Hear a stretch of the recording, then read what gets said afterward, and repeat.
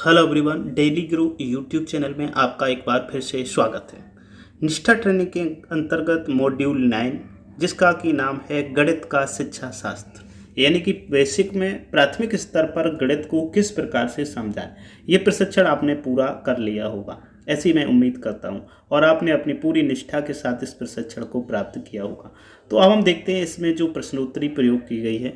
गतिविधि 3 और 6 में एक एक प्रश्नों को प्रयोग किया गया है, जबकि मुख्य प्रश्नोत्तरी के तौर पर 10 प्रश्नों को शामिल किया गया है।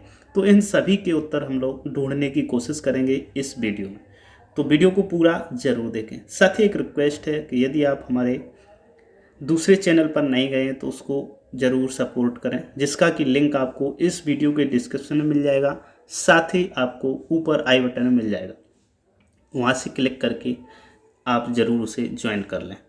तो शुरू करते हैं आज का वीडियो। मॉड्यूल 9 जिसके अंतर्गत गतिविधि 3 है, और इस गतिविधि 3 में एक प्रश्न का प्रयोग किया गया है जिसका उत्तर हम लोग ढूंढने की कोशिश करेंगे और देखेंगे। तो जो शुरू करते हैं, ये प्रश्न, इस एरो के तीर को आगे बढ़ाते हैं। तो ये प्रश्न आपको सामने स्क्रीन पर शो हो रहा होगा कि छात्र जोड़ के तथ्यों की लिए के साथ पूरी तरह से सहज हैं। जैसे कि यदि वो 8 + 5 करते हैं तो वो बता देंगे कि 13 हुआ, लेकिन यह नहीं जानते हैं कि जब 38 + 5 करना है तो इसको क्या बताया जाए, क्या हल किया जाए, कितना बताया जाए।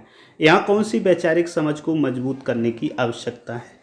तो यहाँ पर बच्चे, इसका मतलब ये है 38 + 5 जोड़ना नहीं जानते हैं तो वो इकाई का अंक, दहाई का अंक, यानी कि जो स्थानीय मान है उनका इन्हें ज्ञान नहीं है। तो इसलिए का जो सही और सुटेबल आंसर होगा वो चौथा होगा, और इसको हम टिक करने के बाद में आगे बढ़ते हैं और इसको सबमिट करके देखते हैं। तो जी हाँ, ये जो प्रश्न किया उसका उत्तर सही है। तो इस प्रकार से ये गतिविधि 3 का उत्तर था। ये गतिविधि 6 है जो कि मॉड्यूल 8 के अंतर्गत गतिविधि 6, इसमें भी एक प्रश्न का प्रयोग किया गया है, उसको उत्तर हम लोग खंगालने की कोशिश करते हैं। तो प्रश्न ये है कि निम्नलिखित में से कौन सी विधि आप भिन्न अंकों का परिचय देने के लिए उपयोग करेंगे। तो इसमें कई एक विकल्प हैं, 3 1 4 विकल्प ये हुए, 5 6 विकल्प हैं। इन 6 विकल्पों में से हमें छांटना है।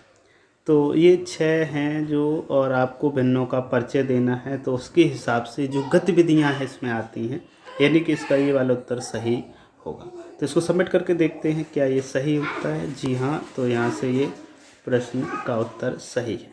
तो इस प्रकार से ये हम लोगों ने देखी गतिविधि 3 और गतिविधि 6 के अंतर्गत जो भी एक एक प्रश्न थे।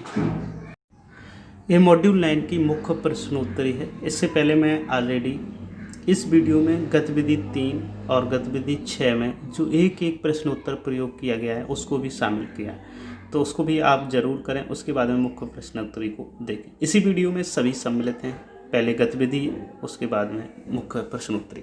तो ये मुख्य प्रश्नोत्तरी का पहला प्रश्न है, इसको समझते हैं। चूँकि गणित दैनिक जीवन की दृष्टि से देखें तो हर जगह गणित का प्रयोग होता है, चाहे वो प्रत्यक्ष रूप से हो या प्रत्यक्ष रूप से हो। किसी भी भाषा में से यदि हम गणित शब्द को हटा दें, गणित को हटा दें, तो वो भाषा अपने आप में कुछ नहीं होगी। तो शुरू करते हैं इस वीडियो को और देखते हैं पहला प्रश्न। निम्न में से किसी गणित को आनंददायी बनाने की ज़रूरत नहीं है। फिर से समझिएगा प्रश्न को, निम्न में से किसी गणित को आनंददायी बनाने की ज़रूरत नहीं है। तो इसका जो सही उत्तर होगा, नहीं है वाली बात आती है। तो केवल समस्याओं के बारे में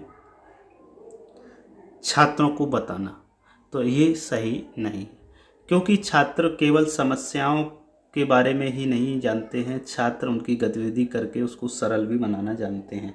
और यदि छात्र गतिविधि के माध्यम से सीखेंगे तो वो आसानी से सीखेंगे, उसे कठिन नहीं समझेंगे। यदि आप केवल समस्या उनके सामने रखेंगे तो बच्चे गणित से डरेंगे, क्योंकि वो समझेंगे कि ये बहुत कठिन चीज़ है। चलते हैं नेक्स्ट प्रश्न। अब देखते हैं, व्यंजक x + 2 है, तो इसका जो सही उत्तर होगा वो होगा किसी ज्ञात और अज्ञात संख्या के बीच का संबंध। क्योंकि यहाँ पे 2 जो है वो ज्ञात संख्या है, यानी कि निश्चित संख्या है, अचर है, और जबकि x क्या है, अचर संख्या है, यानी कि अज्ञात संख्या। चलते हैं नेक्स्ट प्रश्न पर। तो नेक्स्ट प्रश्न है, निम्नलिखित में से कौन सा विकल्प सही नहीं है, इसको समझना है, सही नहीं है छांटना है। गणित सिखाने में खेल का उपयोग किया जाता है, तो गणित सिखाने में खेल का उपयोग किया जाता है, कौन सा सही नहीं है। तो इसकी यदि हम बात करें तो ये दूसरा ज़्यादा सटीक लगता है, बच्चों को ऊर्जा और समय की बर्बादी के लिए। क्योंकि गणित में यदि आप खेल करवाते हैं तो ऊर्जा और समय की बर्बादी के लिए नहीं करवाते हैं, बल्कि उसे सजग बनाने के लिए, उसके मानसिक शारीरिक विकास के लिए करवाते हैं। चलते हैं नेक्स्ट प्रश्न पर, और प्रश्न थोड़ा बड़ा है। इसको जो रेड आइकन आपको दिख रहा होगा, इस पर क्लिक करके पूरा क्वेश्चन को बड़ा कर लेते हैं।